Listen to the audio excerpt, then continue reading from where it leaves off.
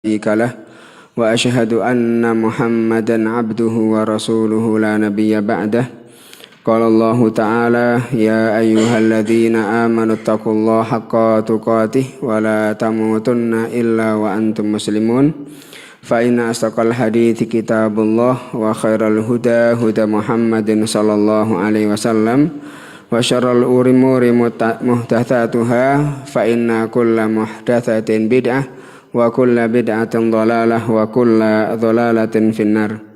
Jamaah sekalian yang dirahmati Allah Subhanahu wa taala, kembali kita bersyukur kepada Allah atas segala nikmat lan karunia-Nipun sehingga wonten ing kesempatan dalu punika kita tasih pinaringan sehat Islam iman sehingga saged nglampahi salat maghrib kanthi berjamaah. Kemudian kita lajengaken duduk dalam majelis ilmu. Kita berdoa kepada Allah Subhanahu wa taala, semoga duduknya kita, salat maghrib kita dipun tampi dening Allah Subhanahu wa taala dan tercatat sebagai amal kesayangan yang kita bawa menghadap Allah Subhanahu wa taala kelak. Tak lupa salawat ugi salam semoga tetap tercurah kepada junjungan Nabi kita Muhammad Sallallahu alaihi wasallam beserta keluarga serta orang-orang yang mengikuti sunnah beliau sampai hari kiamat kelak. Jamaah sekalian, insyaallah pada kesempatan dalu punika kita ngelajengaken apa yang sudah kita baca pada kesempatan bulan yang lalu terkait dengan salat sunnah, salat sunnah. Salat sebagaimana pengertian bahasa, salat adalah doa. Jadi salat punika secara bahasa adalah doa. Tetapi secara syariat adalah salat inggih punika amal ibadah yang dimulai dengan takbir kemudian diakhiri dengan salam. Salat punika termasuk rukun Islam yang kedua. Kewajiban seorang muslim kepada Allah Subhanahu wa taala dan kebutuhan hamba atas pahala untuk kebaikan hamba tersebut.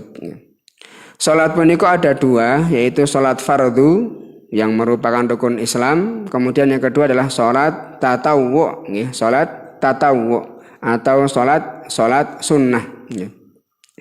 Salat tatawwu punika enten kalih. Sinten sing kemutan kalau nggih, Pak? Salat tatawwu atau salat sunnah, salat yang tidak wajib punika secara garis besar terbagi menjadi dua. Yang pertama napa Pak? Sing qabliyah menika jenis-jenis ngoten. Kaum muakkad kalih ghairu muakkad menika jenis-jenis Pak. Nggih. Jadi secara umum tatawwu menika terbagi menjadi dua. Napa Pak? Sing wingi nyatet Pak. Pak, enten boten sing nyatet wingi. Yang pertama Pak. Nggih, leres. Yang pertama nggih menika mutlak, salat tatawwu mutlak. Yang kedua napa Pak? Salat tatawwu napa Pak? Selain mutlak napa? Muqayyad. Nggih, muqayyad terbatas atau as-shalawatu dzawatil asbab. Salat yang ada sebab-sebabnya. Nggih. Jadi kami ulangi lagi. Salat sunnah secara umum terbagi menjadi dua. Yang pertama menika salat mutlak, salat sunnah yang mutlak, yang tidak terkait dengan sebab atau tidak terkait dengan ikatan-ikatan. Niki sebagaimana kalau panjenengan masuk masjid, sudah sholat tahiyatul masjid, kemudian sudah membaca Quran, kemudian kok masih tersisa waktu, bisa melaksanakan sholat mutlak, sholat 2 rakaat, sholat sunnah mutlak. Kemudian yang kedua muqayyad atau dzawatul asbab, sholat yang ada sebabnya, sebagaimana tadi disebutkan Pak. Ada rawatib, kemudian ada sholat qobliyah, ada ba'diyah, ada sholat tahiyatul masjid, ada sholat malam, ada sholat duha, ada sholat witir. Niki nggih menika salat-salat dzawatu al-asbab atau salat-salat muqayyad. Nggih. Kemudian kemarin kita sudah masuk pada salat rawatib. Nggih. Kemarin salat rawatib. Apa pengertian rawatib menika? Kalau wingi, Pak.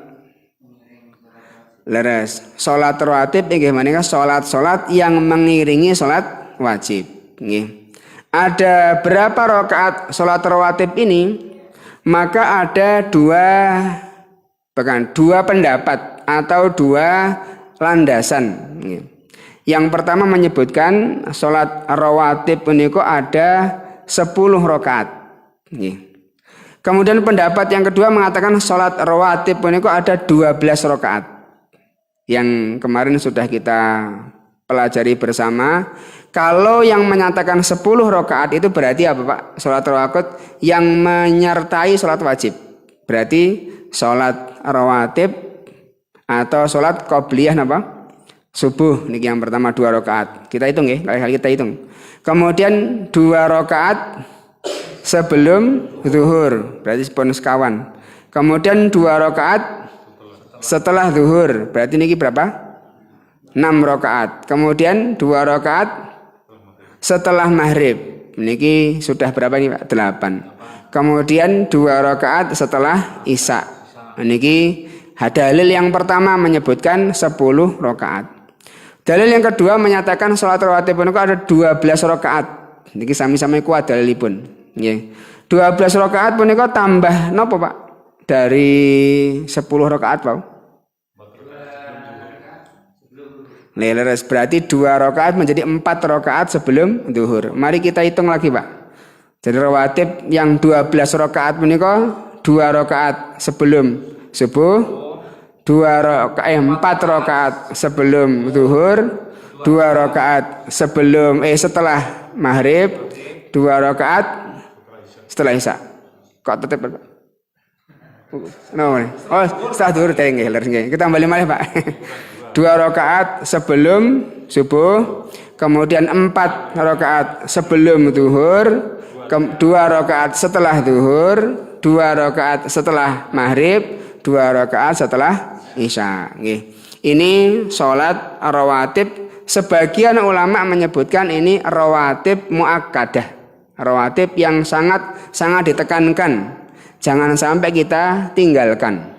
Karena barang siapa yang melaksanakan 10 rakaat atau 12 rakaat, maka Allah bangunkan baginya rumah di surga. Di antara 12 atau 10 rakaat punika, mana yang paling dianjurkan Pak? Yang kuat penganjurannya yaitu apa? 2 rakaat sebelum subuh. Ketika kita safar, bepergian, maka boleh kita tidak melaksanakan sholat rawatib ini, kecuali dianjurkan apabila kita safar jangan meninggalkan sholat 2 rakaat qobliyah subuh. 2 rakaat qobliyah subuh. Kemudian kemarin sudah kita baca juga, kalau kita ketinggalan supe atau dereng sempat melaksanakan sholat 2 rakaat sebelum subuh, bolehkah kita mengqadha'nya, mengganti waktunya? Jawabannya boleh. Kapan waktu menggantinya? Yang pertama setelah subuh, kemudian yang kedua di waktu duha. Di waktu duha. Mana yang lebih baik? Mengganti sholat qobliyah subuh punika setelah subuh langsung atau di waktu duha? Di waktu duha, di waktu duha. Niki yang paling utama, yang paling baik. Kemudian bolehkah kita mengqadha salat rawatib yang lainnya? Misalipun panjenengan salat datang ke masjid, kemudian qadarwah di rumah punika lagi mules pas adzan ngoten, dereng sempat nglampahi salat qobliyah zuhur, ternyata masjid sudah qomat. Sehingga panjenengan punika langsung melaksanakan sholat zuhur. Bolehkah kita mengqadha 2 rakaat atau 4 rakaat sebelum zuhur? Maka jawabannya boleh. Kapan kita mengqadhanya? Setelah sholat zuhur. Berarti zuhur, kemudian 2 rakaat qadha qobliyah zuhur, kemudian 2 rakaat ba'diyah zuhur. Nah, ini pertanyaannya bagus Pak. Bolehkah kita menjamak atau mengqadha sholat ba'diyah zuhur ke ba'diyah asar misalnya atau ke setelah asar. Jawabannya pun apa Pak? Boleh. Terus nggih. Alasannya apa Pak? Boleh Pak. Dalilnya apa? Yang membolehkan kalau belum sempat melaksanakan sholat rawatib ba'diyah zuhur 2 rakaat, boleh kita pindah ke sholat asar atau setelah sholat asar. Dalilnya pun apa Pak? Kemudian nih Pak. Nggih ba'diyah zuhur. Karena ada tamu. Oh, leres nggih. Nggih leres nggih. Dadi riyen Nabi Muhammad SAW ada tamu dari Bani Qais, kemudian Nabi Muhammad mengislamkan beberapa orang sehingga belum sempat melaksanakan sholat ba'diyah zuhur, beliau laksanakan setelah sholat asar sebagai waktu qadha. Ngoten nggih. Ini yang kemarin kita laksanakan atau yang kemarin kita bahas. Termasuk nggih menika bagaimana kemarin terakhir ya. Bagaimana cara melaksanakan sholat rawatib ketika kita menjamak sholat. Nih, bagaimana cara sholat rawatib ketika kita menjamak sholat. Pertama, kalau panjenengan jamak sholat zuhur kalih asar, nih, zuhur kalih asar. Kemudian jenengan jamak di waktu zuhur, nih. Maka pripun cara melaksanakan sholat rawatib ba'diyah zuhurnya Pak? Jenengan misalipun nembe mantu atau dadi nganten, kemudian apa riasane pun apa beda merah eman-eman katanya. Jenengan sholat zuhur, wah saya jamak, mungkin banyak tamu, nggih, sinetnya jamak. Angsal mboten Pak jamak niku? Boleh, nggih, boleh karena ada sebab. Nggih, sebab kesibukan boleh. Tanpa sebab pun kadang-kadang boleh kita menjamak. Nah, jenengan melaksanakan qobliyah zuhur 2 rakaat. Kemudian setelah itu sholat zuhur 4 rakaat. Mengapa 4 rakaat Pak? Kok tidak 2 rakaat? Karena kita waktu mukim. Karena jamaah atau qashar itu haknya siapa? Orang yang sedang safar. Berarti 2 rakaat qobliyah zuhur atau 4 rakaat qobliyah zuhur, kemudian 4 rakaat sholat zuhur, kemudian apa? Sholat ba'diyah sik napa sholat asar sik? Sholat asar dulu digandeng seperti ini, kemudian baru 2 rakaat ba'diyah napa? Ba'diyah zuhur. Ngoten nggih, karena jamak tidak boleh diselangi dengan sholat sunnah yang lain. Kemudian tadi ketika panjenengan menjamak maghrib kali isya. Nggih, maghrib isya punika ada rawatibnya mana Pak? Di mana rawatibnya Pak? Posisinya setelah maghrib, kemudian setelah isya. Terus pundi panjenengan menjamaknya Pak? Jenengan niat jamak, kemudian jenengan melaksanakan sholat maghrib 3 rakaat, kemudian rawatib isya apa isya sih Pak? Isya dulu, kemudian jenengan laksanakan 2 rakaat napa? Ba'diyah maghrib, kemudian 2 rakaat ba'diyah isya. Ngoten nggih. Ini digandeng, ngoten. Niki menawi ada kelonggaran, kemudian kita masih ada kesehatan fisik yang kuat, maka usahakan kita laksanakan. Perjuangkan 10 rakaat atau 12 rakaat rawatib ini kita laksanakan tiap hari. Karena nanti ketika Allah Subhanahu wa taala menjadikan kita sudah lemah, kemudian kita terbiasa melaksanakan satu aktivitas, Allah Subhanahu wa taala akan ganjar kita sebagaimana kita laksanakan saat kita sehat. Ngoten nggih. Kita sekarang masuk penjelasan rinci dari masing-masing sholat rawatib, Pak. Sholat rawatib. Sholat rawatib menika hukumipun apa, Pak? Sunnah ya, nggih, sunnah. Ada yang rawatib muakkad, ada rawatib ghairu muakkad, nggih. Sekarang kita sebutkan yang pertama rawatib subuh, Pak. Nggih. Rawatib subuh menika kita akan bahas 6 hal. Yang pertama hukumnya bagaimana? Kemudian yang kedua sifat dan keutamaannya. Kemudian yang ketiga pemberian keringanan kepada di waktu sholat ini. Kemudian yang kita baca, apa yang kita baca di waktu sholat sunnah qobliyah subuh. Kemudian ada sunnah yang mungkin kita lewati biasanya karena kondisi masjid-masjid di Indonesia menika rata-rata qomatnya cepat. Nggih. Jadi di antara sunnah adalah berbaring, nggih, ngeliyep sithik. Napa ngeliyep Pak? Ngeliyep. Tidur. Nah, tidur sebentar. Jadi setelah sholat rakaat dua rakaat qobliyah subuh, maka kita disunahkan menika ngeliyep sithik, Pak.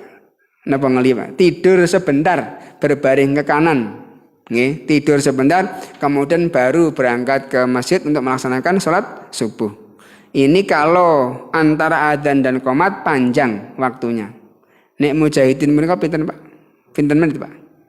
10 menit, nggih. Yang lebih apa? 10 menit. Seperempat jam. Kalau sempat ya, kalau sempat panjenengan ngeliyep sebentar ini sunnah. Nggih. Betul, Pak?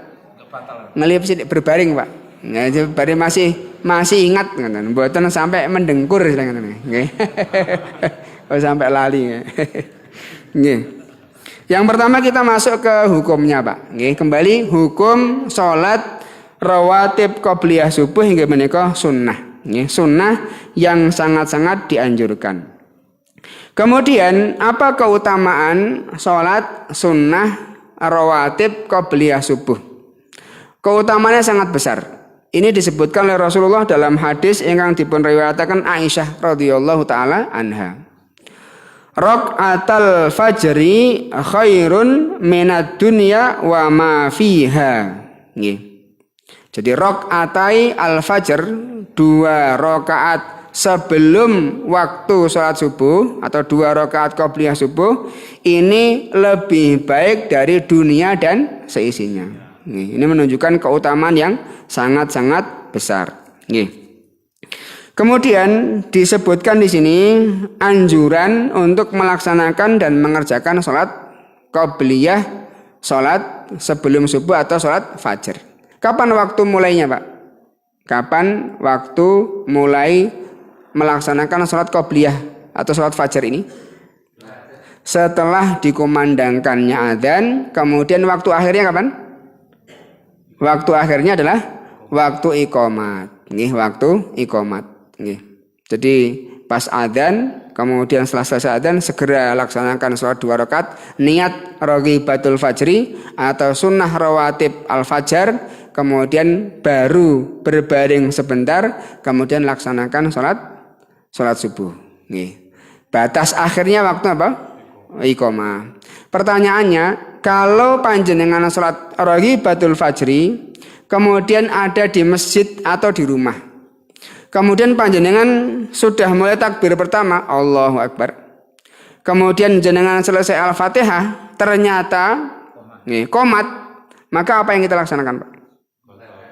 Segera batalkan, kemudian menuju ke sholat wajib.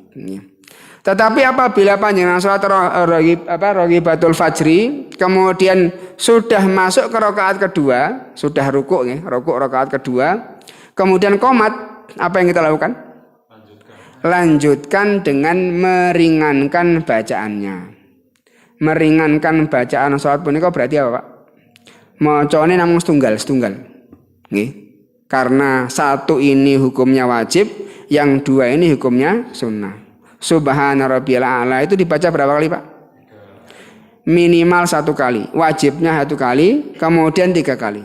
Atau lebih. Nggih, atau lebih.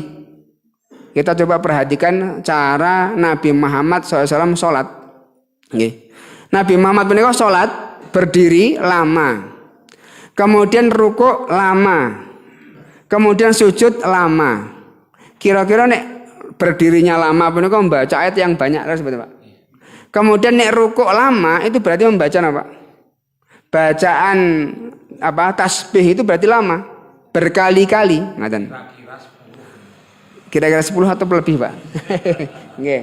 Bisa lama, bisa berkali-kali kita membaca, ngaten. Tetapi wajibnya 1. Begitu panjenengan salat raghibatul fajri kemudian rukuk, kemudian terdengar qomat, maka bacalah bacaan yang wajib. Allahu Akbar, Subhana Rabbil Azim, Sami Allahu liman hamidah, Rabbana walakal hamdu, Allahu Akbar, Subhana Rabbil A'la, kemudian Allahu Akbar, Rabbighfirli, kemudian sujud, Allahu Akbar, Subhana Rabbil A'la, kemudian tahiyat. Nggih, ngoten nggih, dipersingkat. Harapannya kita tetap mendapatkan keutamaan rakaat pertama salat wajib. Nggih. Kemudian sifat dan keutamaan, kemudian meringankan. Jadi untuk sholat fajar ini kita disunahkan untuk meringankan bacaannya. Jadi bacaannya itu kita dianjurkan untuk ini karena Nabi yukhaffifur rak'atainil lataini qabla sholati subhi. Nabi Muhammad SAW dulu beliau meringankan 2 rakaat yang dilakukan sebelum subuh. Hatta inni ala akul, sampai aku berapa istilahnya? Bertanya-tanya dalam diriku, dari kata siapa? Aisyah ini. Hal qara'a bi ummil kitab, apakah Nabi Muhammad membaca Al-Fatihah atau tidak ya? Kok cepat men? Jadi ini anjuran salat raghibatul fajri ini dibaca ringan. Jadi Al-Fatihah, kemudian surat apa yang dibaca? Rakaat yang pertama qul ya ayyuhal kafirun, rakaat yang kedua qul huwallahu ahad. Niki sunnahnya. Nggih. Setelah itu kok masih ada waktu panjang, maka gunakan untuk berdoa. Meminta kepada Allah Subhanahu wa Ta'ala apapun yang kita inginkan, atau kita mengadukan masalah apapun yang kita sedang hadapi. Setelah adzan sebelum qomat punika waktu yang mustajab. Kemudian di sini disebutkan berbaring setelah mengerjakan sholat sunnah rawatib subuh. Abu Hurairah mengatakan, idza shalla ahadukum rak'atail fajri, apabila salah seorang di antara kalian melaksanakan 2 rakaat sebelum salat fajar, fal yadhtaji ala shikkihil aiman, maka hendaknya dia berbaring di atas lambung kanan. Jadi engko iso Pak binjing kok enten Pak Sarsono mriki. Kemudian kok tiba-tiba ngelekar sidik jenengan ampun tanglet. Berarti sunnah ya Pak. Jadi bar salat adzan, jenengan datang sebelum adzan, salat tahiyatul masjid, kemudian adzan bangkit, setelah itu salat raghibatul fajri, setelah itu jenengan berbaring sidik ngoten. Nggih, berbaring sedikit, kemudian panjenengan gunakan sisanya untuk berdoa. Nggih. Kemudian keenam, orang yang tidak sempat melaksanakan salat raghibatul fajri. Sampun tadi kita bahas kemarin, malam yusolli rakaatil fajri. Sapa wong sing belum sempat melaksanakan salat 2 rakaat fajar, fal yusolliha ba'da ma tatlu'u syams. Hendaknya dia laksanakan salat setelah terbitnya matahari. Setelah terbitnya matahari berarti kapan? Waktu duha. Waktu duha itu kapan, Pak? Waktu duha itu kalau melihat jam itu adalah 1/4 jam setelah terbitnya matahari. Setelah syuruk. Syuruk menika waktu terbit matahari. Nah, dianjurkan setelah itu 1/4 jam. Jadi itulah waktu untuk mengqadha salat raghibatu al-fajri. Kemudian salat rawatib zuhur, kita masuk ke salat zuhur. Yang pertama hukumnya. Hukumnya salat rawatib zuhur menika apa, Pak? Hukumnya adalah apa? Sunnah. Sunnah muakkadah. Ada 3 sifat untuk melaksanakan sholat rawatib ini. 3 sifat ini ada riwayatnya masing-masing. Sifat yang pertama, panjenengan melaksanakan 4 rakaat sebelum sholat zuhur. Kemudian 4 rakaat setelah zuhur. Ini ada riwayatnya. Jadi papat berarti rolas. Sholat zuhur ini kan apa? Jadi sholat zuhur papat, sebelumnya 4 rakaat, kemudian sholat zuhur, setelahnya 4 rakaat. Atau panjenengan melaksanakan 4 rakaat sebelum zuhur, kemudian 2 rakaat setelah zuhur. Ini sifat yang berapa? Yang kedua. Papat atau papat loro, 2. Atau panjenengan laksanakan 2 rakaat sebelum zuhur, kemudian 4 rakaat setelah zuhur. Ini juga ada sifat yang ketiga. Jadi monggo dipun pilih mana sing longgar. Maka dari sini kita bisa mengambil pelajaran kalau kita ingin melaksanakan ini semua, maka tolong biasakan begitu adzan selesai atau begitu adzan hentikan seluruh aktivitas. Kemudian mulailah menuju ke masjid atau sholatlah di rumah baru menuju ke masjid. Mengapa? Kalau adzan kita masih beraktivitas, kadang-kadang kita terlalaikan sehingga waktu melaksanakan sholat sunnah terbatas. Lebih utama lagi kalau panjenengannya beker teng HP punika jenengan beker 5 waktu, 5 menit sebelum adzan berbunyi. Oh, 5 menit berarti saya harus bersiap-siap nih. Nah, sehingga bisa melaksanakan sholat-sholat sunnah seperti ini. Kemudian dipun sebatakan Ummu Habibah, man hafadha ala arba'i rakaatin, sapa wonge sing menjaga 4 rakaat sebelum zuhur, wa arba'in ba'daha, dan 4 rakaat setelah zuhur, haramahullahu 'alan nar. Allah akan mengharamkan baginya api neraka. Ini menjelaskan keutamaan sifat yang pertama, 4 rakaat dan 4 rakaat. Kemudian yang kedua, keutamaan yang berikutnya yang pernah kita baca. Barang siapa yang menjaga 10 rakaat rawatib, maka Allah akan membangunkan baginya rumah di surga. Kemudian yang berikutnya, masalah ketiga, orang yang tidak sempat mengerjakan sholat rakaat 4 rakaat sebelum zuhur. Pripun caranipun? Nggih wau kita sampun bahas secara umum.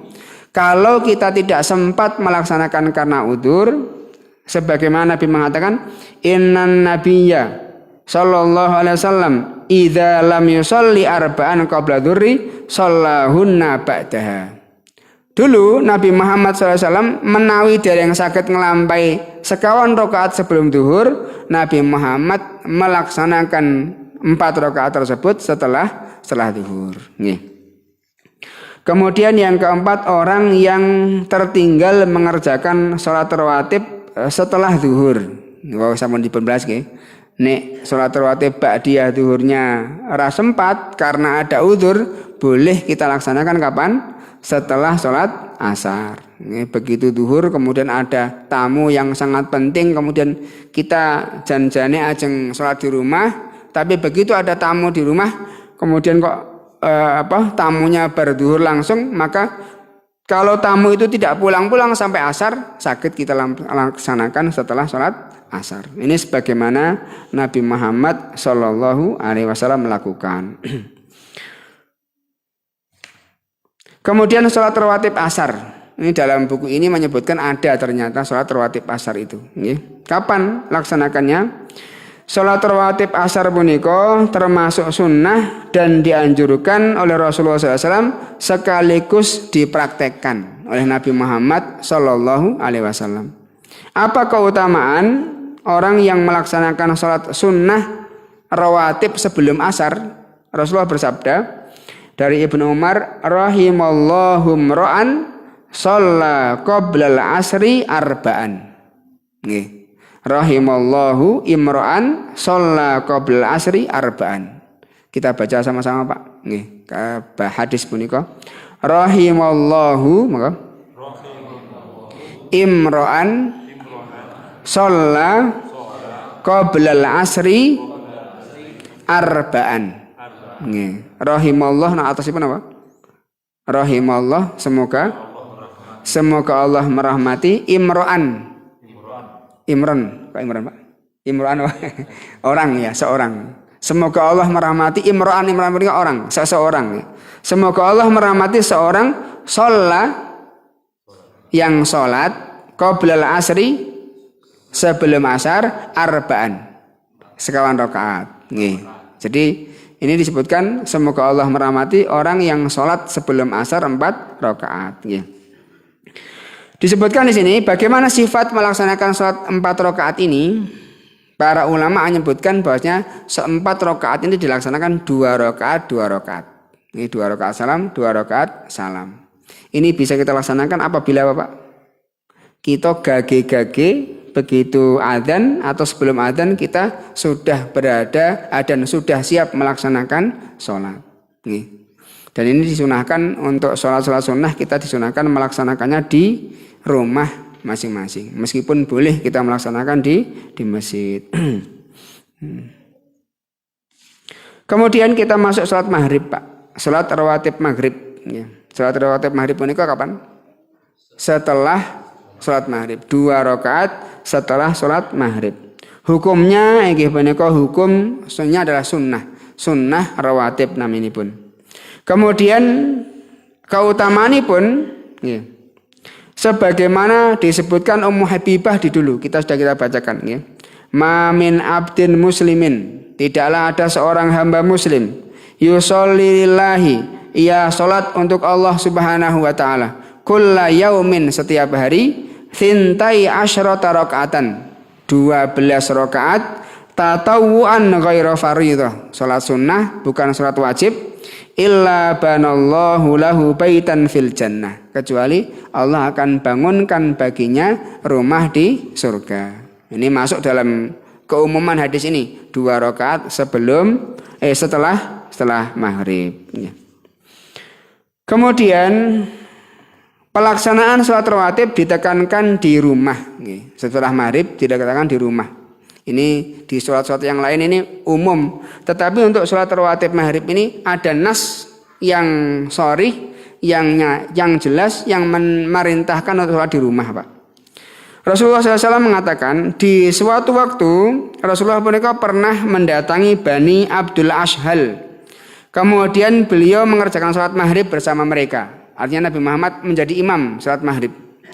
Setelah mengucapkan salam, beliau bersabda, setelah salam, assalamualaikum warahmatullahi wabarakatuh, assalamualaikum warahmatullahi wabarakatuh, zikir. Kemudian beliau mengatakan, irka'u hataini rak'ataini fi buyutikum. Ketika ada beberapa orang yang mau sholat sunnah di masjid, maka Rasulullah mengatakan, irka'u hataini rak'ataini fi buyutikum. Laksanakanlah 2 rakaat ini, maksudnya ini apa? Salat sunnah ba'diyah maghrib ini di rumah-rumah kalian. Ini anjuran Rasulullah sallallahu alaihi wasallam. Kemudian sabda Nabi yang lain inggih punika, alaikum bihadhihi shalah fil buyuti. Hendaklah kalian mengerjakan salat ini, ya, salat 2 rakaat ba'diyah maghrib ini di rumah-rumah kalian. Ini berbeda dengan yang tadi, sebelum subuh, sebelum duhur, setelah duhur, tidak ada kalimat ini. Kecuali maghrib, ini ada nas yang sharih yang mengatakan sholatlah ini di rumah-rumah kalian. Kecuali kita yang sekarang ini setelah sholat maghrib ada kajian seperti ini, maka kita laksanakan ba'diyah di masjid. Insya Allah pahalanya sama.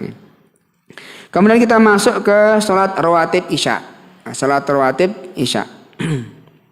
Hukumnya apa, Pak? Hukum sholat rawatib isya termasuk apa? Sholat sunnah. Sunnah 2 rakaat sholat rawatib. Sifat dan keutamaan pun ini hampir sama dengan hadis yang tadi. Keumuman hadis. Barang siapa yang menjaga 12 rakaat sholat sunnah selain sholat fardu, maka Allah akan bangunkan baginya rumah di surga. Ini terkait dengan sholat rawatib. Jadi sudah selesai masalah sholat rawatib dari mulai qobliyah subuh sampai ba'diyah isya. Tinggal berapa isya, Pak? 5 menit. Kita sedikit masuk ke sholat malam dan sholat witir. Sholat malam dan sholat witir. Dipun sebatakan sholat malam, insya Allah kita sebagian sudah melaksanakan. Semoga semua yang ada di sini melaksanakan sholat malam, karena ini adalah sholat yang utama setelah sholat fardu. Dipun sebatakan dari riwayat Abu Hurairah radhiyallahu taala anhu, Rasulullah bersabda, afdhalus siyami ba'da Ramadan. Kita baca sama-sama, Pak. Afdhalus siyami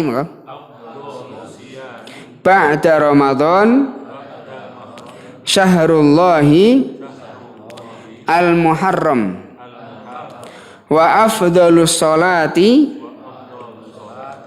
ba'dal faridati sholatul laili.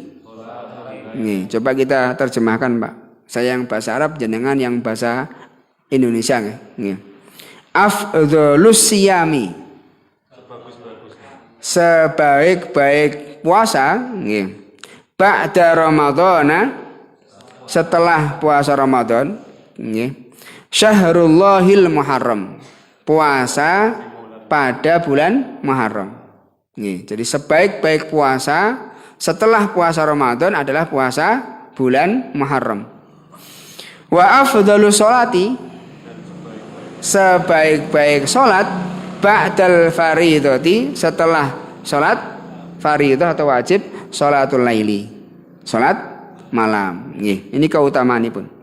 Kemudian yang berikutnya kita baca lagi Pak, keutamaan salat malam nih. Alaikum monggo. Bi qiyamil laili fa innahu da'bus solihina qablakum wa huwa qurbatun lakum ila rabbikum wa makfaratun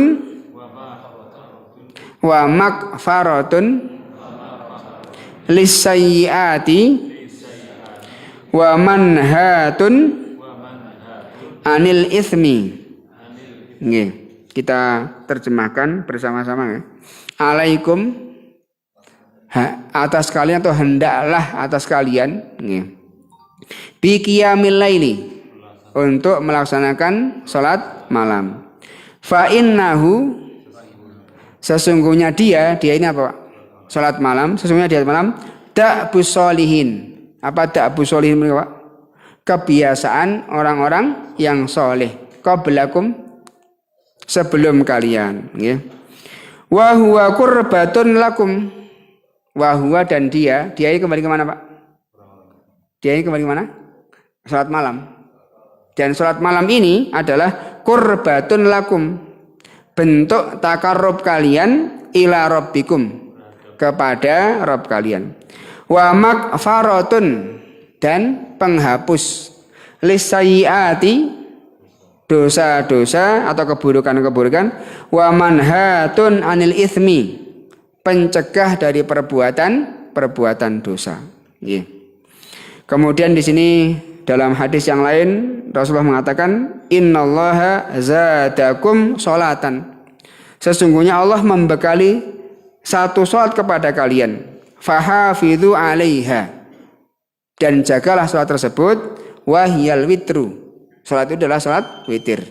Jadi ini keutamaan sholat malam dan keutamaan sholat witir. Insya Allah ini sudah mafhum di kita dan sudah sering dilaksanakan. Semoga Allah Subhanahu wa Ta'ala memberikan taufik kepada kita untuk bisa mulazamah. Mulazamah itu artinya apa? Senantiasa melaksanakan ini. Senantiasa melaksanakan sholat malam dan melaksanakan sholat witir. Secara lebih detail insya Allah kita lanjutkan pada kesempatan yang akan datang. Semoga Allah Subhanahu wa Ta'ala memberikan umur yang panjang dan berkah kepada kita. Allahumma amin. Jika semantan kita baca doa qatul majelis. Subhanakallahumma bihamdika asyhadu an la ilaha illa anta astaghfiruka wa atubu ilaik. Assalamualaikum warahmatullahi wabarakatuh.